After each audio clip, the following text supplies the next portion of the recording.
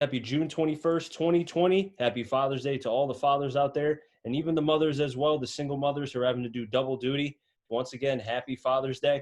My name is Christopher Saunders, and this is the Connecticut Sports Talent Show, where we talk all things talents in Connecticut. And on today's show, having a third Killingly player coach. I've had Chad Neal, the head coach. I've had Chris Jacks. Now I have Jacob Galarza, who's a tackle and defensive end. He's going into his senior year at Killingly. Jacob, it's a pleasure to be able to have you on. Thanks for having me on. Jacob, I've heard a lot of good things about you from Coach Neal, and he spoke very highly of you and some other players, but you specifically because of just the kind of player that you are, and we'll get into that in a little bit, but how does that make you feel that your head coach, who I know can be a tough guy sometimes, as far as to play for, but he's looking out for your best interests? I mean, I love it. You just have the support of the coaches on and off the field, academically, athletically. They are there to support you. I mean, some of these colleges that look at you, look at the team, he's the one making it happen. He'll introduce you to them. He'll contact them first. Like, he's just a big supporter no matter where you are on the field, bench, starter, anything. He's there for you. Like I said, we'll talk about Coach Neal and the program in just a bit. But first, I kind of want to go into your journey as a football player. What got you into playing football? Tell me about it.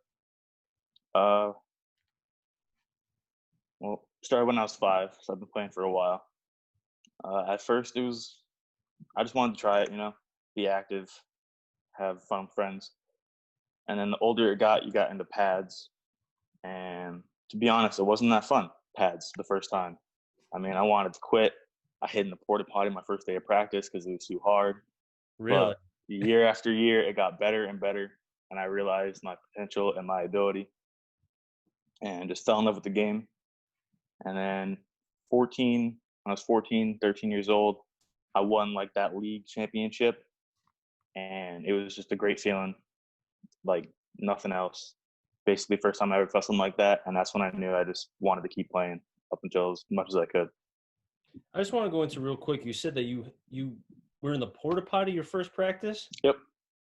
Now, you just didn't want to get hit, or was it just the game wasn't kind of where you wanted it to be yet?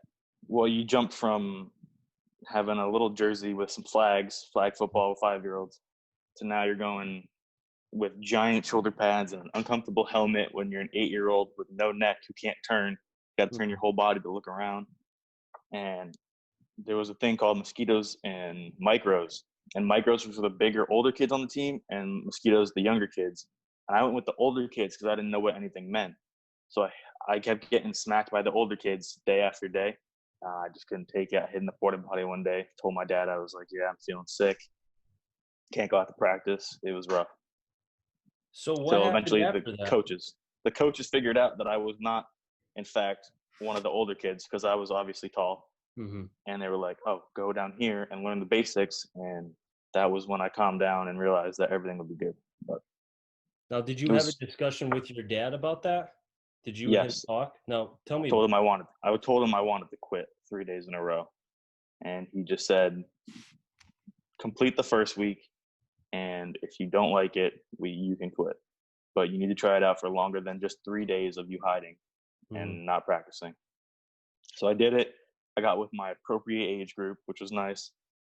And things just kind of fell into place there. It felt comfortable for me. And then I just kept playing.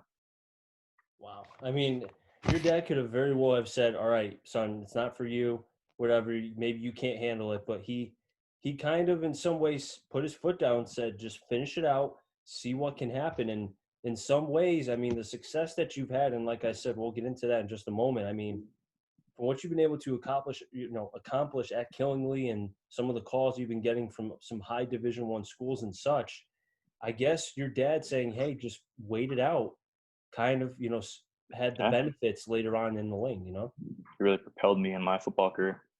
Didn't even know back then, but now I do. Really appreciate it. Man. That stories like that are awesome to be able, I've always believed that everybody's lane is always going to be the same. Everybody has a different side to be able to go, but at the end of the day, we all kind of meet up at the end, Yeah. So going to Killingly, what was it like the first practice your freshman year? Scary. Scary? Yes, that was the freshman year, we won the state championship, and the senior team, the varsity team, was huge. That was the team of Lockwood and Caffrey, Alex Fontaine, the big line. They were intimidating. Even off the field, it was like, wow, they are big. And obviously, like first day, it's scary because you don't know them, but they were so supportive. They helped you if you needed questions, anything like that. The coaches eased you into the practice schedule. And then at the end of the week, you really got a sense of what the team was. It was basically a family. There was no conflict with one another. It was all seamless transitions. It was nice. You mentioned the family aspect, and Chad Neal mentioned to me many times how the culture that has been built since he's been there has kind of not only led to the success, but having the players be in, basically the players have one voice. Mm-hmm. And you also talked about the coalition and having you guys, having the leaders kind of be able to be their own entity, where you guys are kind of like the coaches before the information goes to the actual coach itself. Yeah. And has that always been like that, even when you were a freshman? Yes. The leaders were like, it wasn't a hierarchy, but if you needed guidance or if you wanted to bring attention to something, you would go to your leader. They would relay it to the coaches, and it would be a player leader coach interaction where they would both figure out what's best for the team in that situation or conflict. And it's nice because now you have the coach's perspective and the player's perspective both working together to solve something. Was there any player your freshman year that helped you a lot? Because it sounds like the team itself kind of really helped. Because like you said, the first day you were scared. So to go from scared to comfortable couldn't have taken, only a day or two. It probably took a little bit of time. Yeah. I'd have to say John Cachapudi would be the man who really helped me out. He was my assigned leader. He was super friendly, had a great attitude towards football, played well, did good academically, tried to model his style of balancing it, being good off the field and on the field. And then, yeah, he was just basically a role model my freshman year. And then Jake Gothier, I would have to say, had the best mentality to play football. So I mirrored his mentality because when he got on the field, it was go time. There was no distractions. It was just straightforward football. And those two guys were the best role models to play up to. That mentality that you speak of, when I talked to Chris Jackson, I asked him about his mentality. He told me about a switch where he's able to turn the switch on, which is it's go time, like you mentioned, time to play football. And then once the game is over, win or loss, switch off, now go to a different side. Is that the same thing with you? No, not really. I don't think I would be able to do the switch thing like he does. He can do it pretty well. He goes from school, he's happy, energetic, to like mean mode football time. But I think I got to transition it and do him a little more. Mm-hmm. So, I got the jitters pre-game during practice with the stretch, and then more and more we play like warm-ups, practice the plays before the game. Mm-hmm. That's when I feel comfortable. And then you got a pep talk from your coaches, and that's when I have the moment of clarity that it's just a game and I can do it and it's time to go. These jitters that you speak of, are they like a nervous, like you're just eager because you have so much energy built up that you just want to play? Or is it more of a concern like, okay, it's another game. Am I going to live up to my expectations? Because I'm sure that you have expectations for yourself every game that you want to say, okay, check, check, check. I'm more nervous, not of my expectations, but more anxious that I want to not let the community down. Because we have huge community support from the principal to past graduates. They're all at the games. Mm-hmm. And it's great to have them behind you. But at the same time, you want to make them feel proud and win the game for them. They're here to support you. And then, I don't know, it's just pre-game, you just got to – it's like what's going to happen on the field that I'm not ready for. But you have to block that out before the game just to not have the jitters during the game. So I think it's safe to say, man, that you, the rest of the team, both past and present, have not let the classes before you down or after you, because you think about what you guys have accomplished on the field and also beyond the football field, just becoming human, becoming young men, going to school and representing Killingly in a right, in a positive way. Because you think about where you guys are and the fact that, you, because here's the thing. When people think of like the top schools, I always hear about like Hand, you think about St. Joe's, but up until the last couple of years, Killingly was not a school that I heard. But now, Mhm. as of late, you guys are starting to be mentioned. I mean, look, St. Joe's just got moved down to M, and I'm already hearing from coaches and players alike, oh, it's going to be Killingly and St. Joe's in the championship. So Yeah. as a player, a part of that, and could be as long as this virus subsides, how does that make you feel? To be honest, kind of excited. My sophomore year was the first year I actually started on varsity, and we lost pretty bad to St. Joe's in the semifinals. Now, most teams would be happy to see them leave their class since they're, like a dominant team as of late. But I'm kind of excited to just try and get some payback for that. I mean, it was first year I started, I was really excited. Semifinal, high school game, I was playing, and we just got our butt kicked. They were the better team that day. But now that they moved down, I mean, there's just a tiny chance for payback, and that's all I really want. Just got to have hope. I just want to go back to something that you just said, and I'm glad you mentioned it because I was going to ask you when you started playing varsity. So, your freshman year, what kind of growth did you need to make in order for you to take that next step to be a varsity player your sophomore year? Freshman, I needed first off experience playing at a high school level, even if it's the freshman games. It's still better than little Mhm. games. So you get experience, then you get to know the playbook for a year, which is always good. And then I made varsity, so I was able to go to the games as a player. So I got to experience what it was like on the sideline by watching them and how they play. So it was really beneficial to see the intensity and the way they played compared to freshmen or JV. And then when my time came for varsity, I knew what to expect. I knew how it was going to be, how the coaches wanted you to play, and I was more prepared than I thought I was. What game, or was it the end of your sophomore year? Was it the midway point of your sophomore year? When did you feel like you were comfortable enough? And I'm not talking about the jitters because it seems like you have that every game. Yeah. I love that because that kind of shows me that you're passionate, you're in it, man. But just tell me about kind of when did you feel comfortable as a football player?